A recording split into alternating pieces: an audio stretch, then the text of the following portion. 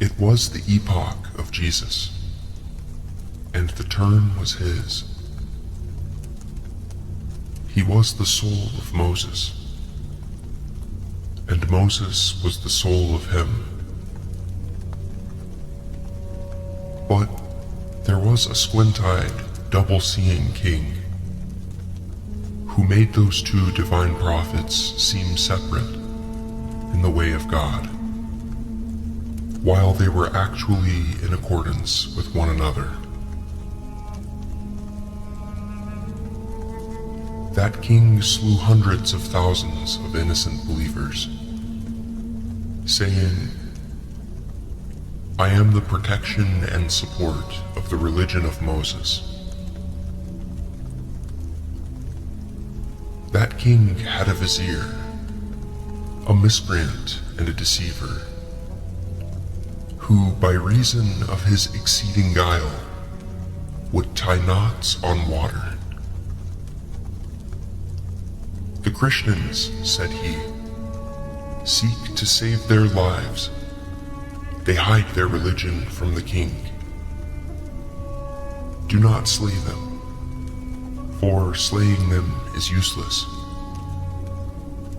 Religion has no smell. It is not detectable like musk and aloes wood. The secret is concealed in 100 coverings. Its outward form is in agreement with you, but the inward reality is in disagreement." The king said to him, "Tell me then, what is the best plan? What is the remedy against that deceit and imposture, so that there may not remain a single Christian in the world, neither one whose religion is manifest, nor one who is concealed?" "O king," said the vizier, "cut off my ears and hands. Rip my nose and lips by bitter, cruel decree. Then bring me under the gallows, that an intercessor may plead for me.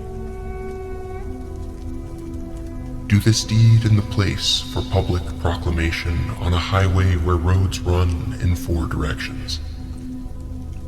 Then banish me from your presence to a distant land, that I may cast mischief and confusion among them. Then I will lie to them, saying, I am secretly a Christian. O God, who knows all things hidden, you know me." The king was informed of my Christian faith and from bigotry sought to take my life. I wished to hide my religion from the king and profess his religion, but the king got assent of my inmost beliefs, and my words were distrusted when I stood before the king. He said, "Your words are like a needle in bread. There is a window between my heart and yours, and through that window I have seen your real state. I see your state and will not trust what you say. Had not the Spirit of Jesus been my aid, he would, in Jewish fashion, have torn me to pieces. For Jesus' sake, I would give up my life and sacrifice my head, and lay on myself myriads of obligations to him. I do not begrudgingly offer my life to Jesus, but I am fully versed in the knowledge of his religion. Grief was coming over me, and it seemed to me a pity that the holy religion should perish among those who are ignorant of it. Thanks be to God and to Jesus that I have become a guide to the true faith. I have escaped from Jews and Judaism so entirely that I have bound my waist with a Christian girdle. The present epoch is the epoch of Jesus. O men, hearken with your souls unto the mysteries of his religion. And so the king did to him that deed of mutilation which he had proposed. The people remained in amazement at that hidden and mysterious plot. The king drove the Vizier away to the Christians as planned. After that, the Vizier began to evangelize as planned. Myriads of Christian men gathered around the Vizier, little by little, in his abode, while he secretly expounded to them the mysteries of gospel and girdle and prayer. Outwardly, he was a preacher of religious ordinances, but inwardly he was as the whistle and snare of the fowler. The Christians all gave their hearts to him. Oh, how great indeed is the strength of the blind conformity of the vulgar. They planted love of him within their breasts. They were regarding him as the vicar of Jesus. In reality, he was inwardly the accursed, one-eyed Antichrist.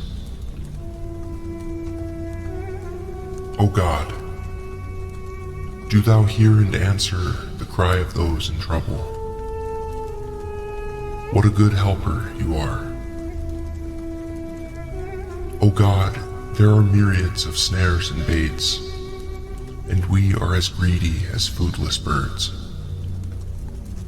From moment to moment, we are caught in a fresh snare, though each one of us eventually become as a falcon or a zemorg. Every moment you are delivering us, and again we are going to a snare, O you who are without want. Though there be thousands of snares at our feet, when you are with us, there is not any trouble. Whoever was possessed of spiritual discernment was feeling a sweet savor in the words of the Vizier. Yet, there was also bitterness. The Vizier was saying fine things mixed with foul. He had poured some poison into the sugared julep. The outward sense of it was saying, be diligent in the way. But in effect, it was saying to the soul, be slack. As for those Christians who were not wary and possessed of spiritual discernment, the words of the Vizier were as a collar on his neck. During 6 years, in separation from the king, the Vizier became a refuge for the followers of Jesus. To him the people wholly surrendered their religion and their hearts. At his command and decree, they were ready to die. Messages secretly passed between the king and the Vizier. The king had clandestine words of comfort from the Vizier. The king wrote to him, saying, O my fortunate one, the time has come. Quickly, set my mind at ease. The Vizier replied, Behold, O king, I am preparing to cast disorders into the religion of Jesus. At that time, the people of Jesus had 12 authoritative rulers over them. Each party followed one ruler and had become devoted to its own ruler from desire of worldly gain. These 12 rulers and their followers became in bondage to the Vizier of evil sign. They all put trust in his words. They all took his procedure as pattern. Each ruler would have given up his life in his presence at the time and hour on the spot, if the Vizier had bidden him to die. The Vizier prepared a scroll addressed to each one of the rulers, the written form of each scroll being of a different tenor. The ordinances of each scroll were of a diverse kind, this ordinance contradicting that ordinance from the end to the beginning. In one of them he made the path of asceticism and hunger to be the basis of repentance and the condition necessary for conversion. In another scroll he said, "Asceticism profits nothing. In this way there is no means of deliverance but in generosity." And in yet another he said, "Your hunger and generosity imply association on your part of other objects with him who is the object of your worship. Aside from trusting in the will of God and complete resignation in sorrow and joy, all else is deceit and a snare." While in yet another he said, "It is incumbent on you to serve God. Otherwise, the thought of putting trust in him is a cause of suspicion." And in yet another he said, "There are divine commands and prohibitions, but they are not meant for us to actually practice them. They are only intended to show our weakness and inability to fulfill them, so that we may behold our weaknesses therein, and at that time recognize the power of him." And in yet another he said, "Do not regard your weakness. That weakness is an act of ingratitude. Beware. Regard your power. For this power is from him. Know that your power is the gift of him, who is the absolute God." And in yet another he said, "Leave both these qualities behind. Whatsoever is contained in sight, regard it as other than God. Regard it as an idol." And in yet another scroll he said, "Do not put out this candle of sight, for this sight is as a candle lighting the way to interior concentration. When you relinquish sight and fantasy too soon, you will have put out the candle of union at midnight." And in yet another he said, "Put it out, have no fear, that you may see myriads of sights in exchange. For by putting it out, the candle of the spirit is increased. By your self-denial, your beloved becomes your lover. If anyone abandons the world by his own act of renunciation, the world comes to him with homage more and more." And in yet another scroll he said, "That which God has given you he made sweet to you at the time of bringing it into existence. He made it easy for you, and do take it gladly. Do not throw yourself into anguish." And in yet another he said, "Let go of all that belongs to the self, for it is wrong and bad to comply with your nature. Many different roads have become easy to follow. Everyone's religion has become to him as dear as life. If God's making religion easy were the right road, every Jewish and Zoroastrian person would have knowledge of him."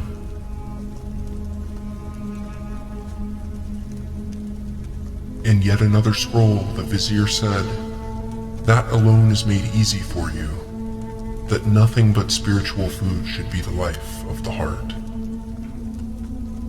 And in yet another he said, "Seek a living sheikh to guide you. You will not find foresight as to the end of existence among the qualities derived from ancestors. In yet another he said, You are the master. Because you know the master, be a man and be not subject to men. Go, choose your own way, and be not one whose head is bewildered in search of a guide. And in yet another he said, All this multiplicity is in fact one. Whoever sees two is a squint-eyed mannequin. In yet another he said, How should 100 be one? He who thinks this is surely mad. The doctrines, every one, are contrary to each other. How should they be one? Are poison and sugar one? Until you pass beyond the difference of poison and sugar, how will you catch a scent from the Garden of Unity? 12 scrolls of this style and fashion were drawn up in writing by that enemy to the religion of Jesus. In truth, he had no perception of the unicolority of Jesus, nor did he have a disposition imbued with the tincture of the dying vat of Jesus. From that pure vat of Jesus, a garment of 100 colors would become as simple and one-colored as the wind. As time passed, the Vizier formed in his mind another plan. He abandoned preaching and sat alone in seclusion. He inspired enthusiasm in his disciples from their longing to see him. He remained in seclusion 40 or 50 days. The people became mad from longing for him, and on account of being separated from his spiritual feeling and discourse and intuition. They were making supplication and lament, while he in solitude was bent double by austerities.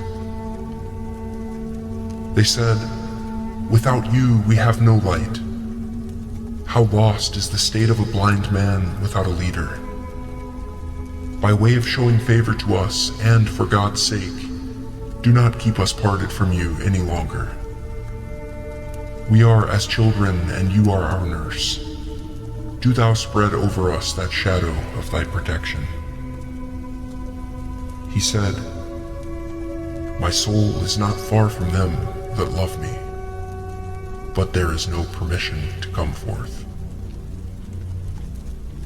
Those rulers came for intercession, and the disciples came in reproach, saying, O noble sir, what a misfortune this is for us. Without you, we are left deprived of our hearts and our religion. You are making a pretense while we in grief are heaving cold sighs from the burning heat of our hearts. We have become accustomed to your sweet discourse. We have drunk of the milk of your wisdom. The Vizier cried out from within, O disciples, be this made known to you from me, that Jesus himself has given me a message, saying, Be separated from all friends and kinsfolk. Set thy face to the wall. Sit alone, and choose to be secluded even from your own existence. After this, there is no permission for me to speak. After this, I have nothing to do with talk. Farewell, friends. I am dead. I have carried my belongings up to the fourth heaven, in order that beneath the fiery sphere I may not burn like firewood, in woe and perdition. But henceforth I may sit beside Jesus at the top of the fourth heaven. Then the Vizier summoned those rulers one by one, and he conversed with each one of them alone. To each one of the rulers he said, In the religion of Jesus, you are the vicar of God and my Khalifa, my vice-regent. And those other rulers are to be your followers. Jesus has made them all your assistants. Any ruler who lifts his neck in rebellion, seize him, and either kill him or hold him captive. But do not declare this while I am alive. Do not seek the supreme authority until I am dead. Until I am dead, do not reveal this. Do not lay claim to sovereignty and dominion. Here is the scroll and the ordinances of the Messiah. Recite them distinctly, one by one, to his people. Thus he spoke to each of the rulers separately, saying, There is no vicar in the religion of God except you. He honored each one by one in this way. Whatever he said to one ruler, he also said to the other rulers. To each, he gave one scroll. Each scroll was intentionally contrary to the other scrolls. The text of those scrolls were diverse. All were different, like the letters from Aleph to Ya.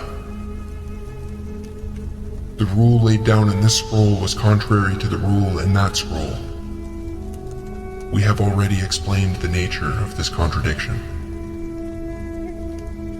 After that, the Vizier shut the door for another 40 days, and then he killed himself and escaped from his existence. When the people learned of his death, there came to pass at his grave the scene of the resurrection. So great a multitude gathered at his grave, tearing their hair, rending their garments, all in wild grief for him, that only God can reckon the number of them. Arabs and Turks and Greeks and Kurds. They put his grave's earth on their heads. They deemed anguish for him to be the remedy for themselves. During an entire month, those multitudes over his grave shed tears of anguish. After a month, the people said, O rulers, which of you chiefs are designated to take his place, that we may acknowledge him as our religious leader in place of the Vizier, and that we may place our trust in his hands? One of those rulers advanced and went before the loyal-minded people.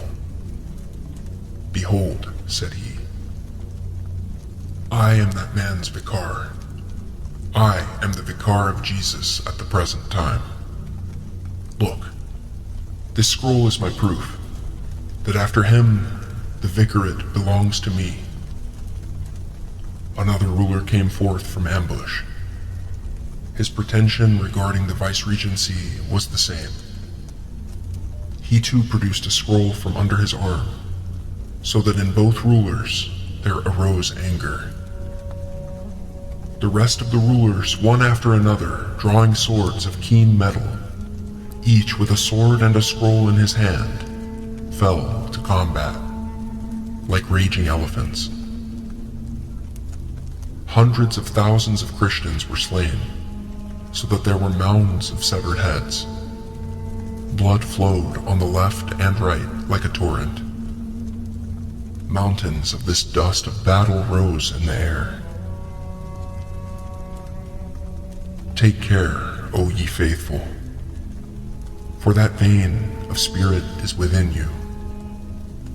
Within is many an infinite world.